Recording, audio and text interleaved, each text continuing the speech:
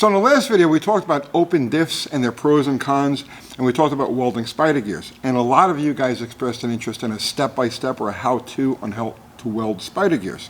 So let's do that now. We're going to weld these gears. But before we do that, let's talk about why you shouldn't weld your spider gears, because there's a bunch of reasons. The first is that if this is a street car, if this is something that you use every day or occasionally, but you go on trips with it and stuff like that, and it may see wet roads or gravelly, sandy roads, you don't want to do this. A locked rear means just that. It's locked.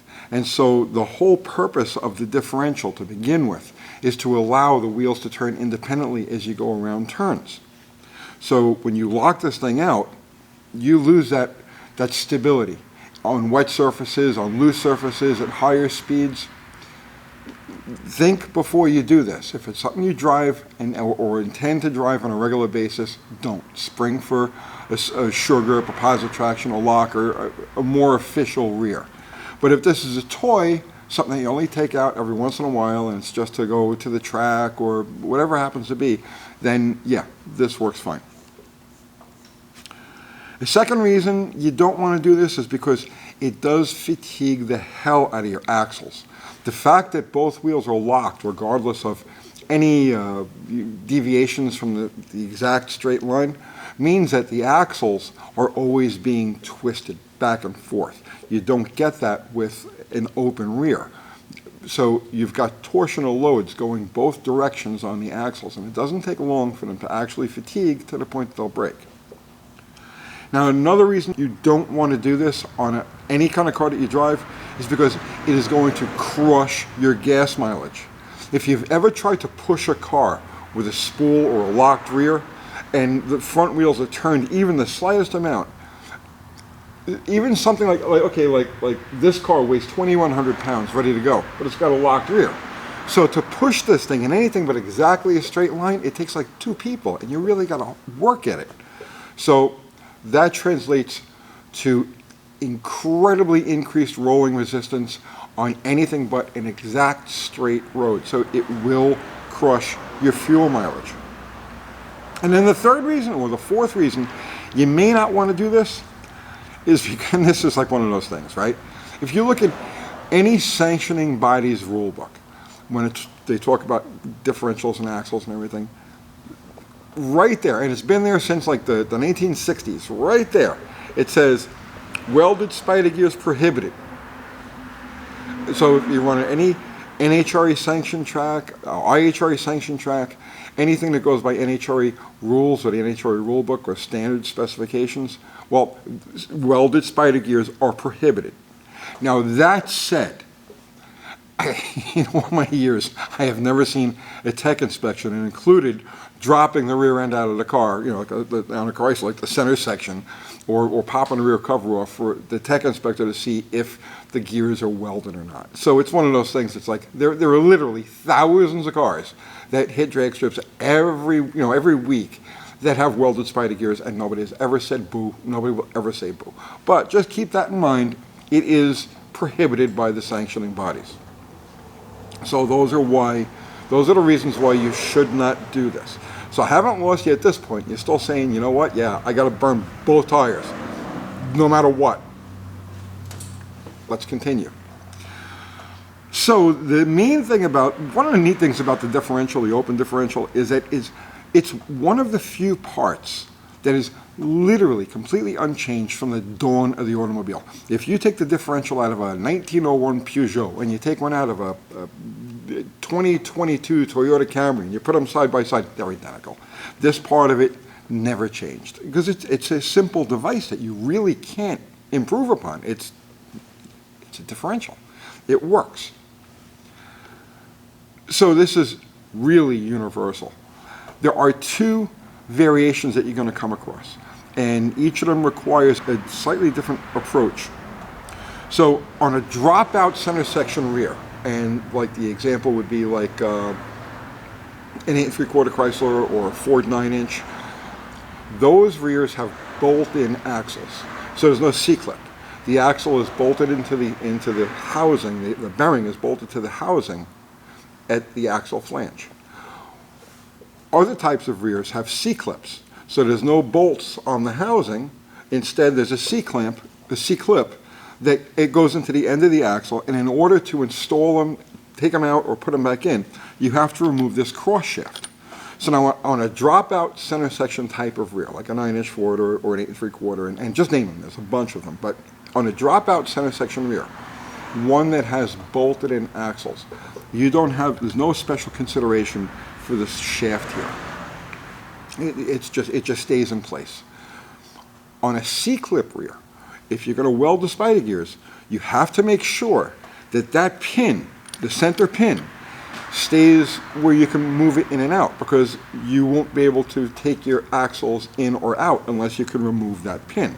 So if you're going to weld spider gears on a C-clip type of axle, make sure that through every step of the process, you can take that shaft, that pin, and move it in and out.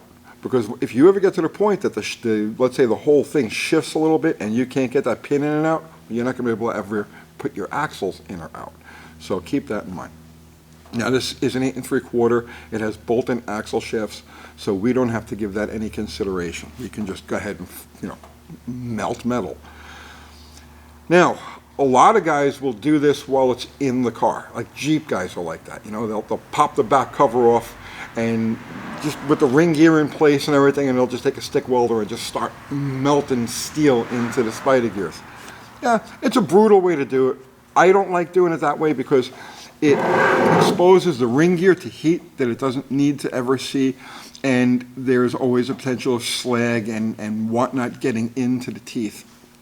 So it's really not a good idea. If you can disassemble the whole thing and take the carrier just like this, go ahead and do that. The other consideration you have to make are the bearings. Now these things are pressed on.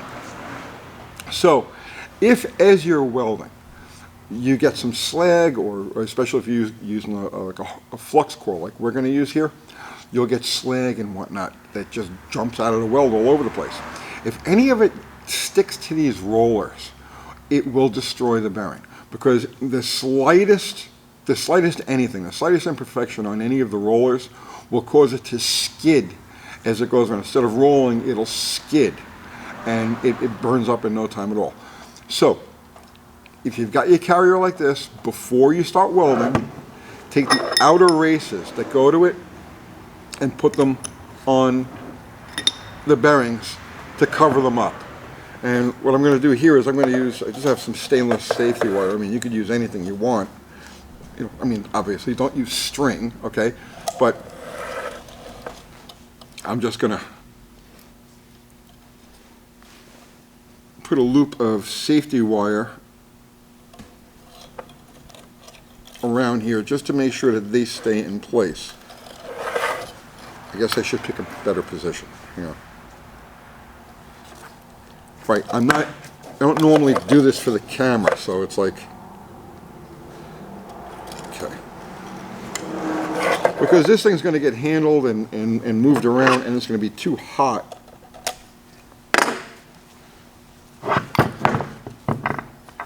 It's going to be too hot to like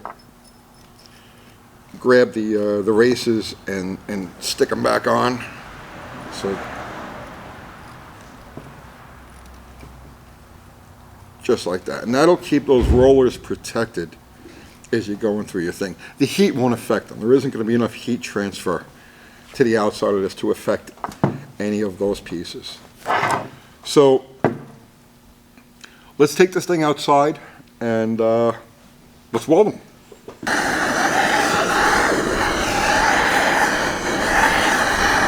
So before you start laying metal into this thing, you want to get the gears hot.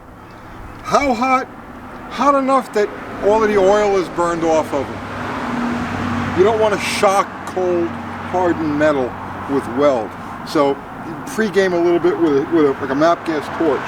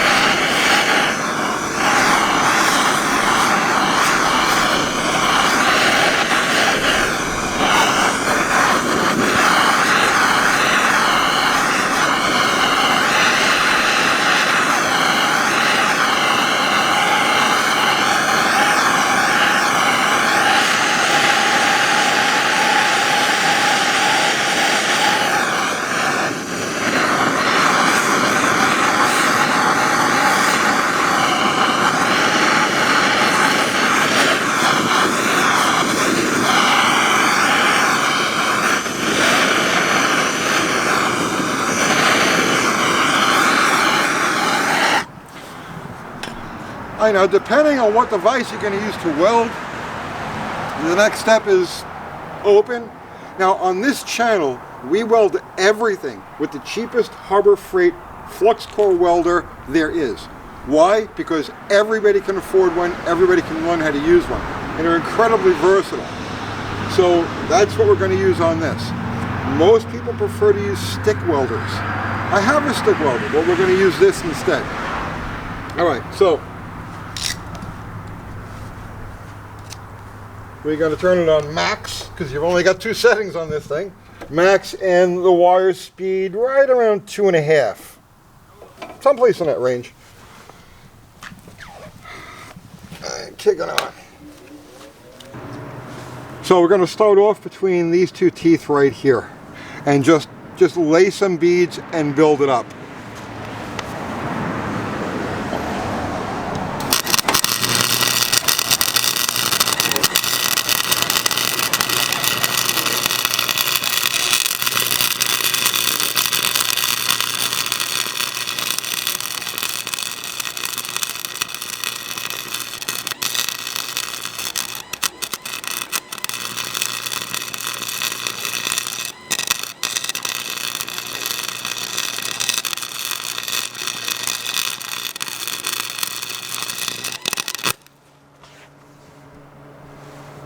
Alright, so there's our first lap right there. Alright, so now we're going to head into this area right here.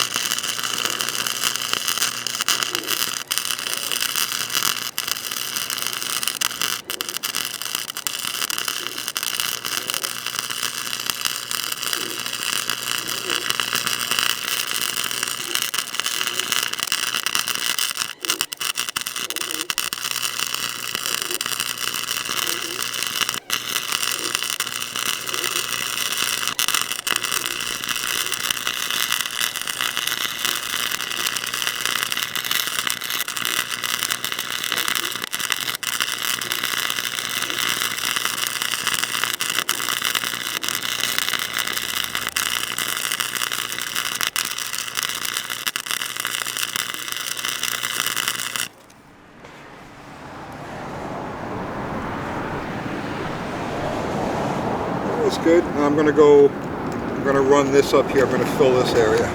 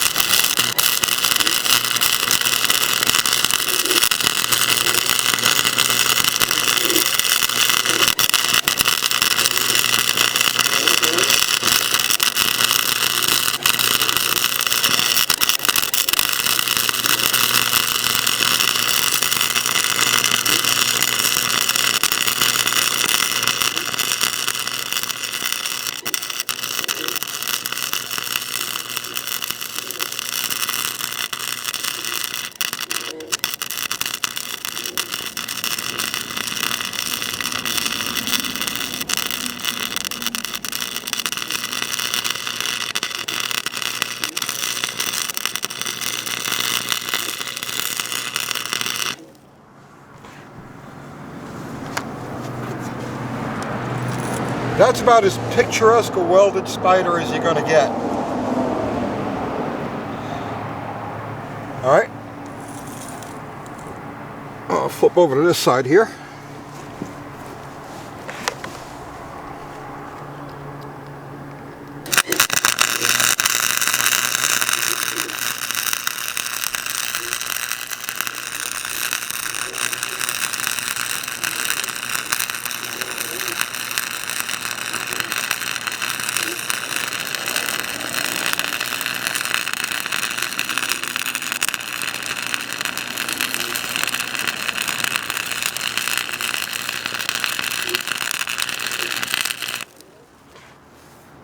Okay, that's a good first lap. And now I'm going to fill between the weld and this tooth right here. Turn that a little bit.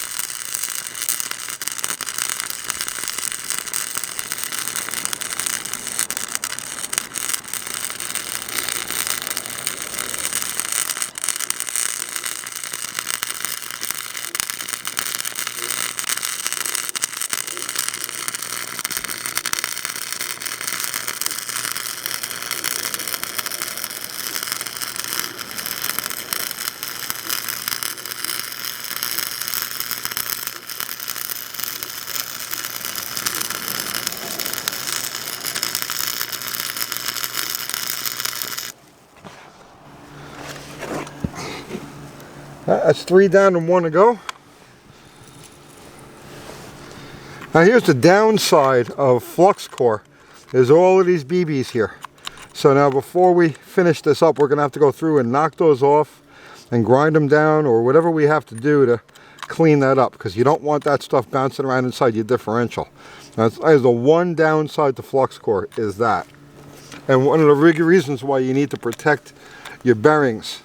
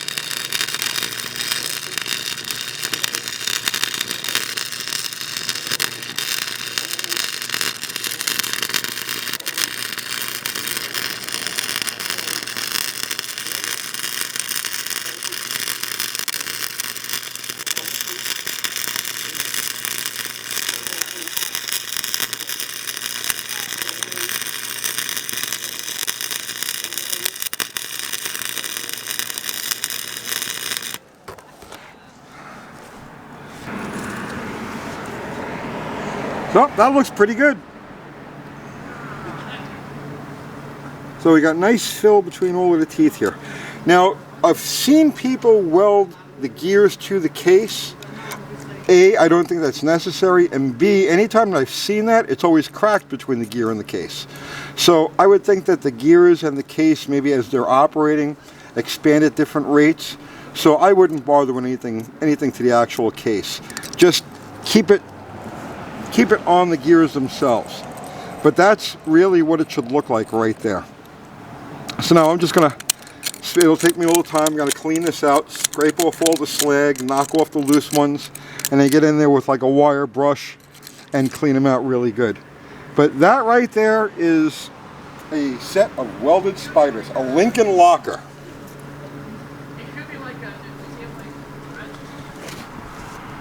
Well, that's it. I hope you got something out of that. I'll see you tomorrow. Wait, I can't say goodbye yet. I forgot one other thing. Don't quench that. Let it cool naturally. A lot of people they'll want to quench it right away. Throw oil on it. Don't. Just let it normalize and cool at its own pace. Okay, now I could say, I hope you got something out of that, and I'll see you tomorrow. I'll see you tomorrow.